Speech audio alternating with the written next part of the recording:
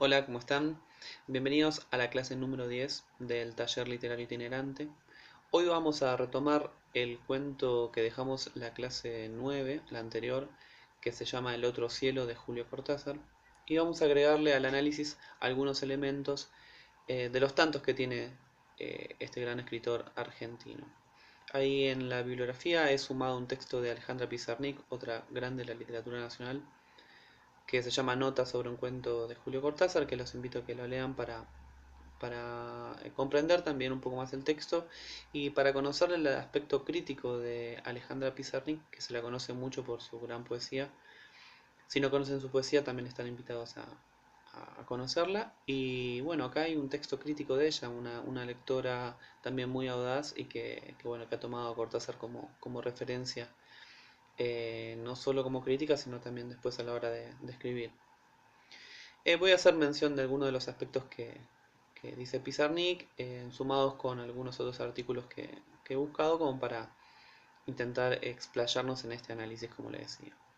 Y la cuestión que nos compete en esta clase es, para, para mi gusto sería como una extensión de una idea que había formulado Nicolás Rosa, que es esta de la idea de Cortázar de crear dos mundos o dos conceptos aparentemente contrapuestos, o esto que Nicolás Rosa decía, contigüidad opositiva, que habíamos trabajado con la idea de los dos espacios, y llevarla a la idea de el doble, la cuestión de el doble, que también está trabajado en otros textos de Cortázar, por ejemplo en Rayuela, es muy claro, y que es la novela de él de 1969, 3 años después de la publicación de este cuento.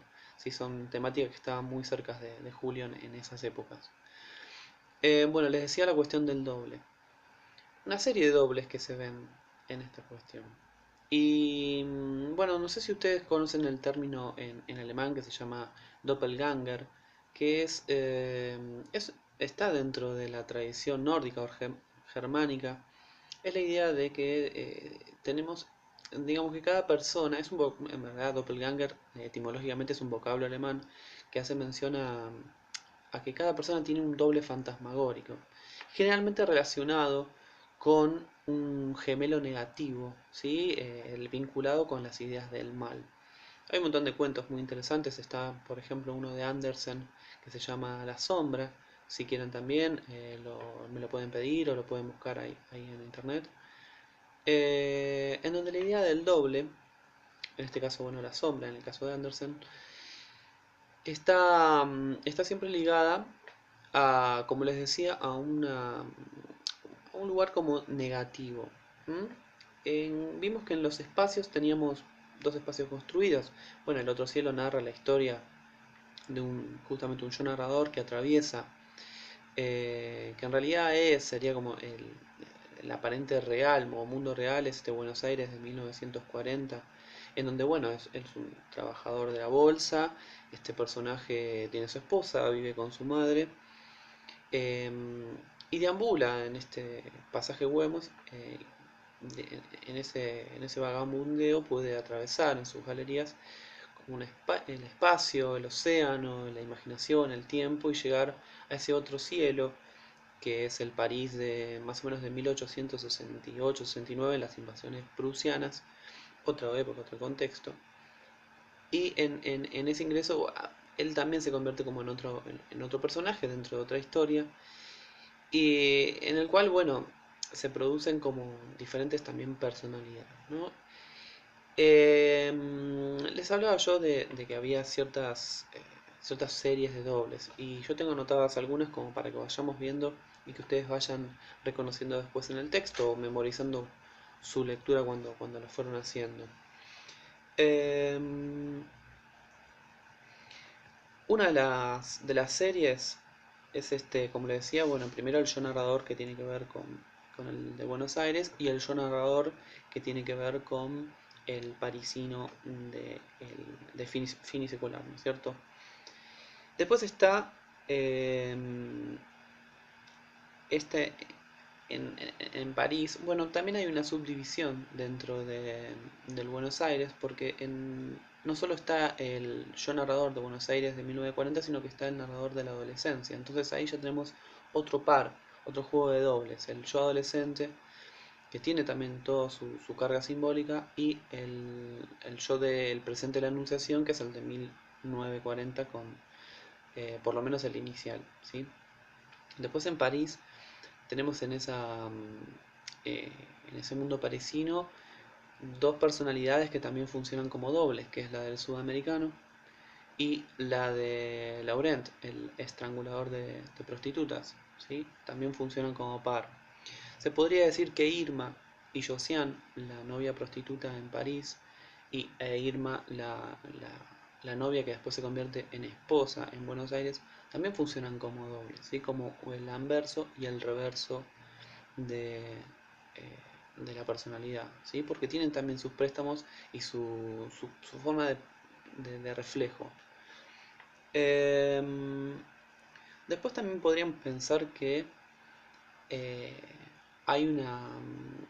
un doble entre el yo narrador y Cortázar mismo, también, ¿no? Porque es una primera persona y que se puede vincularlo también con algunos aspectos de Cortázar. Generalmente también la lectura, el alter ego del escritor, también se considera como un doble, es otra de las teorías literarias, ¿no? Pensar el yo narrador como un alter ego de Julio Cortázar en sí.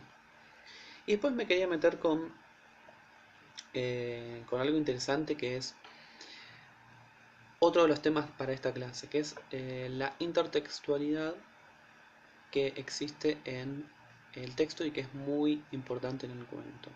Que está dentro, es un mundo dentro, o sea, como otro espacio dentro de este juego que inaugura Cortázar, y que es la intertextualidad que se logra con el Conde de Lautremont.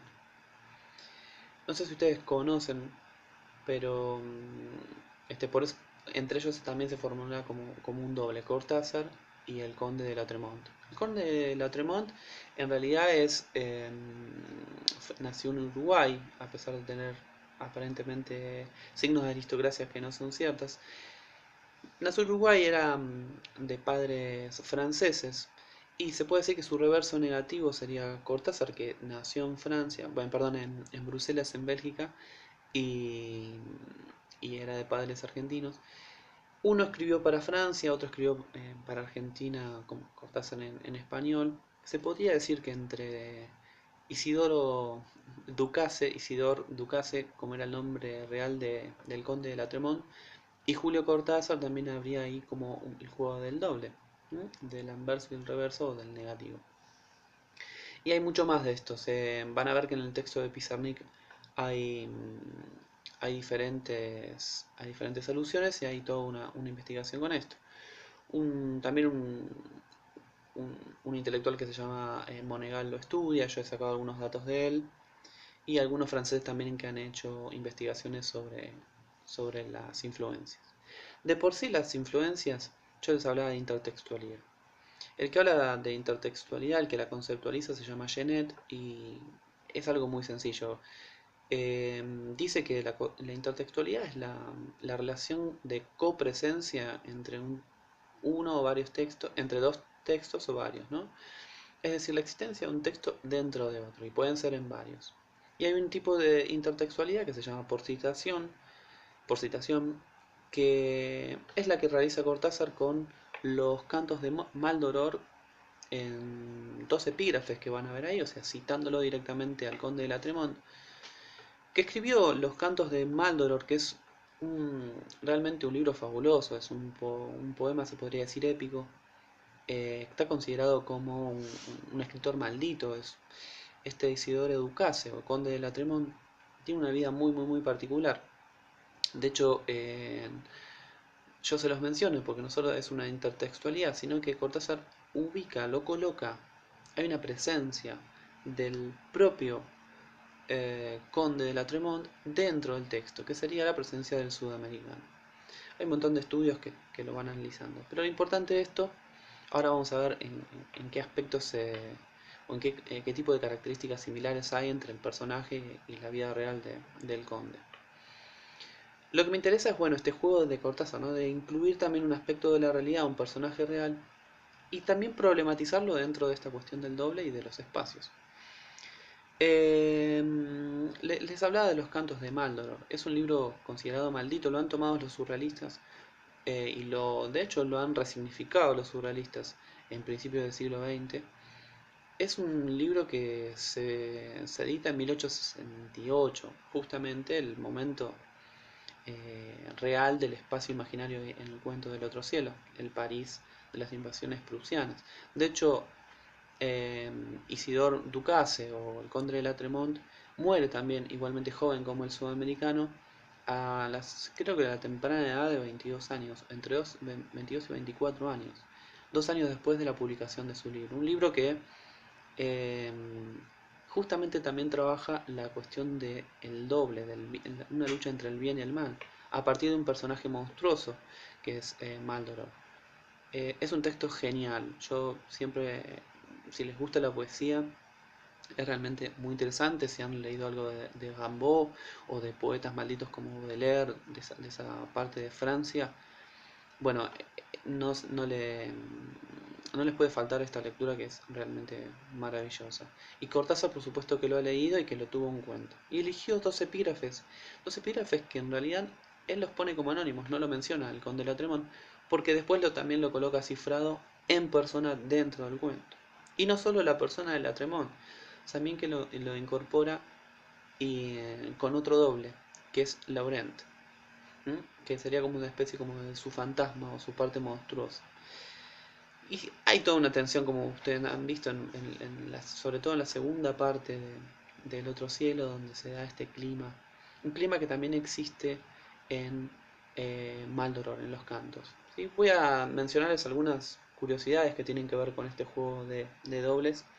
Esta como intertextualidad especial que ha incorporado Cortázar al mencionarlo a Latremont en los epígrafes y también ubicarlo dentro eh, como persona dentro del cuento.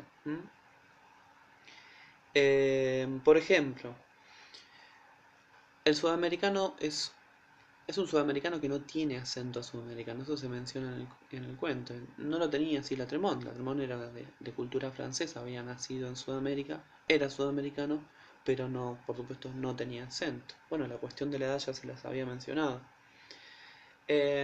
Tanto Ducasse, Latremont y el sudamericano mueren jóvenes, mueren en un hotel, son solitarios, y justo es antes de la victoria de los prusianos. El momento de 1868 ya se lo sabía también. Entre 1868 y 1870 están ambientados tanto la historia como la publicación de los cantos de Maldoror y la victoria prusiana. Como tercer aspecto, eh, bueno, el lugar donde vivió. Latremont fue justamente este París no solo de contexto, sino ubicado cerca de la bolsa. Deambulaba, se lo veía con un aspecto como muy extravagante, deambulando estas zonas de la Galería Vivian también, que es la galería que se menciona en el cuento del otro cielo. Eh,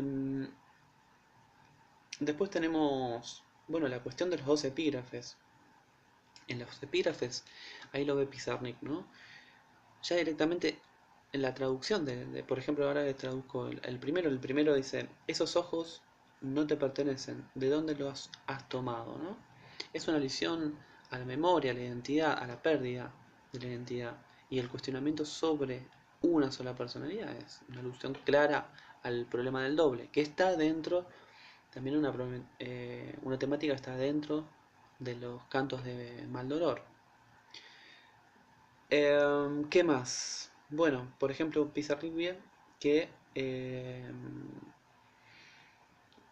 esto que les decía que también hay un temor. eh, Fíjense ahí, en el texto de Pizarnik van a encontrar un montón de cuestiones al respecto que están muy muy buenas. No me quiero explayar para que no se haga tan largo esto.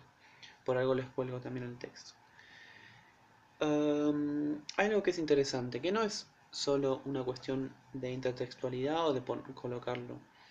Todos los cantos de Maldoror tienen este clima en donde hay un debate entre el bien y el mal, entre justamente la cuestión binaria. esencial dentro del debate filosófico de las personas, que es eh, la cuestión del bien y el mal.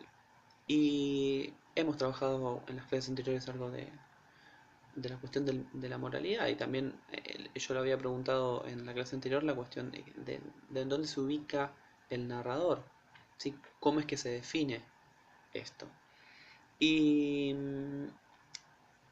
y también hay algo, lo que quería decir es que hay un clima que también Cortázar lo toma como prestado de los cantos de Maldoror, que tiene que ver con un clima inquietante, un clima de sombras, de vagabundeo, así como Ducasse vagabundea personalmente ese París.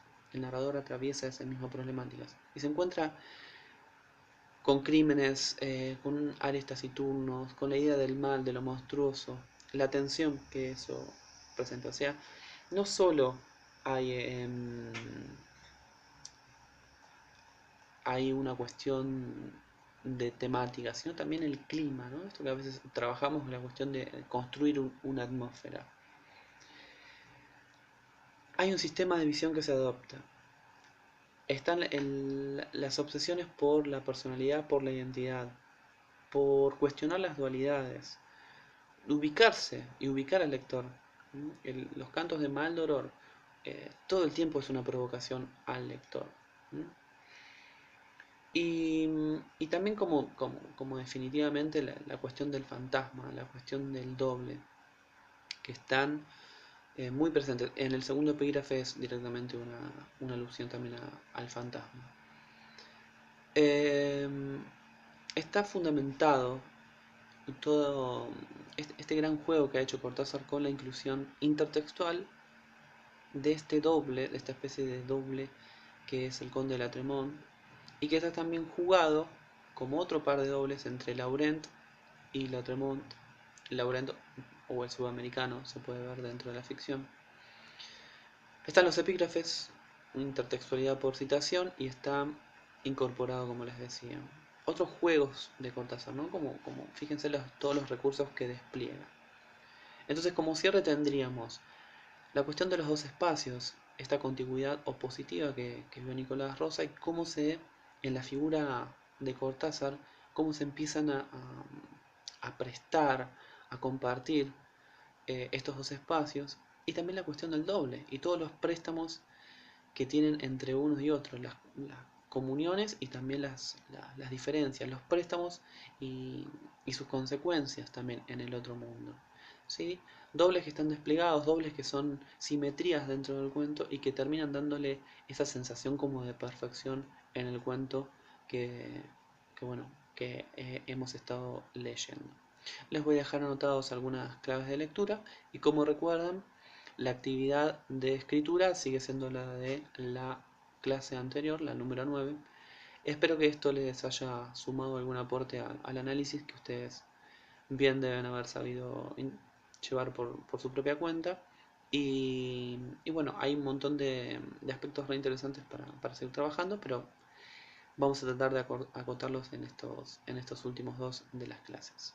Así que bueno, les deseo mucha suerte y espero sus textos prontamente. Un abrazo.